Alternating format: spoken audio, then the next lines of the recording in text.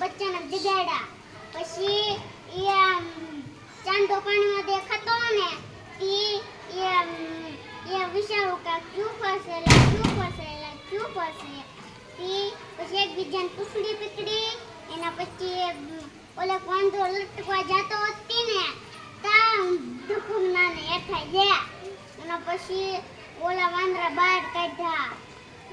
આશ્રમ હતું ત્યાં ઘણા બધા વિદ્યાર્થીઓ હતા. એમાંથી એક વિદ્યાર્થી ગુરુજીના એટલા નજીક હતો અને એટલો હોશિયાર હતો કે ગુરુજી તેને જે કામ આપે એ બધું ગુરુજીનું સરળતાથી કરી આપતો. એટલે ગુરુજીએ તેને શું કીધું કે તું લાકડા લેવા જા. એટલે એ લાકડા કાપવા ગયો ત્યાં તેને યમરાજા મળ્યા. એટલે યમરાજાએ એને એમ કીધું કે આ કાલે સવારે તારું મૃત્યુ થવાનું છે. એટલે કોઈ પણ વ્યક્તિને એમ કે એટલે ગભરાઈ જાય. બાળક ગભરાઈ ગયો કે કાલે મારું મૃત્યુ થવાનું છે એમ કરીને એ લાકડા લઈને આવ્યો. એટલે ગુરુજી કહે કે એના મોઢા ઉપર આમ દેખાય આવ્યું કે આને કોઈ વાત એવી છે એમ. એટલે એ ગુરુજીને પૂછે છે કે ગુરુજી એને કહે છે કે તને શું થયું એમ. ત્યારે બાળક એમ કહે છે કે ના કશું નથી થયું. પછી ગુરુજી એમ કહે કે ચાલ રસોઈ બનાવી નાખ. એટલે બાળક પછી જમવાનું બનાવે છે અને ગુરુજી અને બાળક જમવા બેસે છે. તો બાળક એમ કહે છે કે મારે આજે જમવું નથી એમ.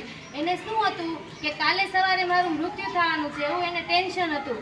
એટલે પછી ગુરુજી એને પૂછ્યું કે તું કેમ જમતો નથી. ત્યારે બાળકે કહ્યું કે ગુરુજી હું જ્યારે લાકડા કાપવા ગયો ત્યારે મને યમરાજા મળ્યા હતા અને ત્યારે મને યમરાજાએ એમ કીધું કે કાલે સવારે તારું મૃત્યુ થવાનું છે એમ. એટલે ગુરુજીએ કીધું કે કાંઈ નહીં, કાલ સવારની વાત છે ને એમ, કે અત્યારે તું જમી લે.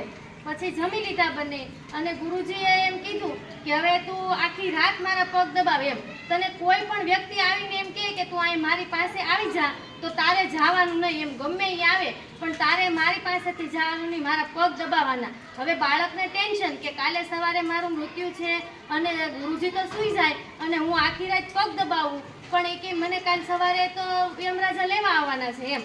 બાળકને એટલું બધું ટેન્શન. એમાં બાળકને પગ દબાવવાનું ન ગમે અને ગુરુજી સૂઈ ગયા અને બાળક શું કરે, પગ દબાવે રાતનો.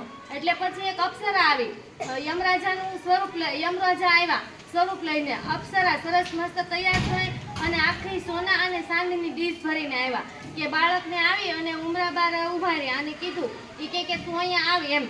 તો એ કે ના હું ના આવું એમ. એ કે હું તને મારે આજે હું દાન દેવા આવી છું અને આ બધું દાન મારે સોના ચાંદીના સિક્કા છે એ તને આપી દેવાના છે, તું અહીંયા મારી પાસે આવ. ત્યારે બાળક એમ કહે છે કે નહીં, હું મારી ગુરુજીની આજ્ઞા છે, મને ગુરુજી કીધું છે કે કાલ સવાર થાય ત્યાં સુધી મારે એના પગ છોડીને જવાનું નથી. તો બાળક કહે કે તમે જો તમારે દાન દેવું હોય તો તમે આ બાજુ આવો એમ, મારી બાજુ.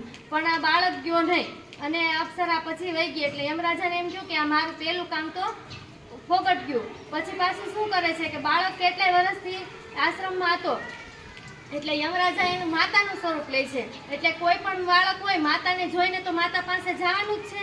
પછી એનું માતાનું સ્વરૂપ લઈ અને બહાર ઊભા અને આવીને રડવા મળ્યા અને એમ કહે છે કે હું તને કેટલાય વર્ષથી મળી નથી, મને તને મળવાનું મન છે, તું અહીંયા આવ મારી પાસે.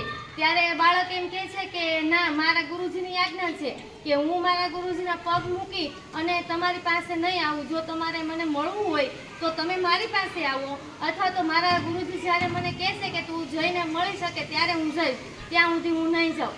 પછી તો એ કામે એનું ફેલ ગયું. એટલે પાછા યમરાજા ત્યાંથી વયા ગયા. પછી યમરાજા એનું પોતાનું સ્વરૂપ લઈને આવ્યા. કે હવે ચાલ હું તને લેવા આવ્યો છું એમ. સવાર થવા આવ્યું એટલે બાળકને કહે કે આજે તારું મૃત્યુ છે અને હું તને લેવા આવ્યો છું. ત્યારે યમરાજાને એમ કહે છે બાળક કે તમારે જો મને લેવા આવ્યા હોય તો તમે મને અહીંયા આવીને લઈ જાઓ, પણ હું તમારી પાસે નહીં આવી શકું. એમ કરતાં કરતાં પછી તો યમરાજા હારી ગયા અને યમરાજાને છોકરાનો મેકી અને જાવું પડ્યું. પછી ગુરુજી જાગી ગયા. એટલે ગુરુજીને કહે છે કે ગુરુજી મને યમરાજા લેવા આવ્યા હતા એટલે તમે મને કીધું હતું એટલે હું તમારી આજ્ઞાનું ઉલ્લંઘન કરી અને ગયો નહીં એમ. એટલે જો બાળકને ગુરુજી કહે ને એમ કરે તો ક્યારેય એને કોઈ મોત આવવાનું હોય તો પણ ન આવે. બાળકનું શું થવાનું હતું, મૃત્યુ થવાનું હતું. પણ એને ગુરુજી એમ કીધું કે તું મારા પગ છોડીને જાતો નહીં. ગુરુજીના પગ છોડીને બાળક ગયો નહીં એટલે એને મૃત્યુ આવવાનું હતું તો પણ ટળી ગયું. એટલે આપણને પણ આપણા ગુરુજી કહે એમ તમારે બધાય બાળકોને કરવાનું. તમારા શિક્ષક છે એ તમારા ગુરુજી છે. તમારું કલ્યાણ હોય, તમારું હિત હોય એવું જ તમને તમારા ગુરુજી કહેતા હોય. જેમ તમારા ગુરુજી તમને કહે એમ કરવાનું. અત્યારે અને મોટા થાવ ત્યારે પણ કોઈ પણ તમારા એવા સારા ગુરુજી હોય કે તમે જ્યારે જીવનમાં ભટકી ગયા હોય ત્યારે આપણને સાચો માર્ગ બતાવે એવા ગુરુજીને આપણે રાખવાના. અને આપણે આપણા જીવનમાં એક ગુરુજી તો એવા હોવા જ જોઈએ કે આપણે કોઈ ખોટું કામ કરતા હોય, ખોટા માર્ગે જતા હોય ત્યારે આપણને ગુરુજી છે એ સાચો માર્ગ બતાવે.